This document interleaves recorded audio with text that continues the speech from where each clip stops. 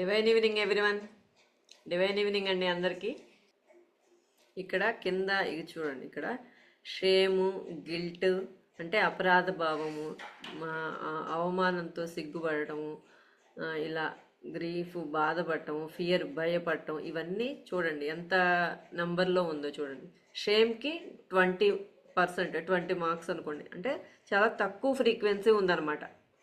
షేమ్కి, గిల్ట్కి, గ్రీఫ్కి 75, fear 100 అనమాట. మనకి సరికాని భావాలు, సరికాని ఎమోషన్స్, ప్రైడ్ అంటే గర్వం ఉంటే 175, ఇంకా ఇక్కడి నుంచి కొంచెం పెరుగుతాయి అన్నమాట. కరేజ్ అంటే ధైర్యం 200, అట్లా ఇవన్నీ వెల్లింగ్నెస్ అంటే మనం ఏదైనా సాధించగలం అని దానికి 310. యాక్సెప్టెన్సీ అంటే అంగీకారతత్వం, ఏ అంగీకారం అన్నిటికీ మనం యాక్సెప్టెన్స్ చేయాలన్నమాట. ప్రతి సిచ్యువేషన్ని, ప్రతి పర్సన్ని మనం యాక్సెప్ట్ చేయాలి. ఎప్పుడైతే యాక్సెప్ట్ చేస్తామో ఈ రేంజ్లో ఉంటాం మనం, 350 రేంజ్లో ఉంటాం.